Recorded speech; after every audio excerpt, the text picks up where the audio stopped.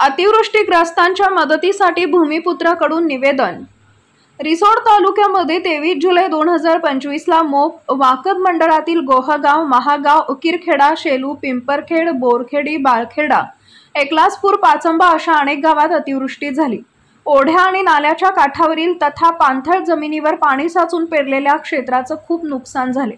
तसेच रिसोड तालुक्यातील केनवड मंडळातील पिंपरी, सरहद, कुकसा, अंचळ, जोगेश्वरी, जायखेड, तपोवन, नेतनसा या भागात पुन्हा उतावळी आणि कास नद्यांच्या खोऱ्यातील शेती वाहून गेली।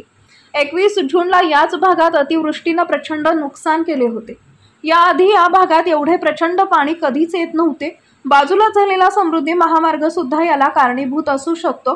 याकरता प्रशासनाने या संपूर्ण पाणलोट क्षेत्राचा अभ्यास करून उपाययोजना करणं गरजेचं असल्याचं मत विष्णुपंत भुतेकर यांनी व्यक्त केलंय। झालेल्या नुकसानीचे पंचनामे करून तहसील व कृषी विभागाने राज्याच्या आपत्ती व्यवस्थापनाला पाठवण्याची विनंती तहसीलदार यांच्या भेटीत विष्णुपंत भुतेकर, भूमिपुत्रचे संस्थापक अध्यक्ष तथा गजानन पाचरणे, माजी सभापती यांनी केली आहे।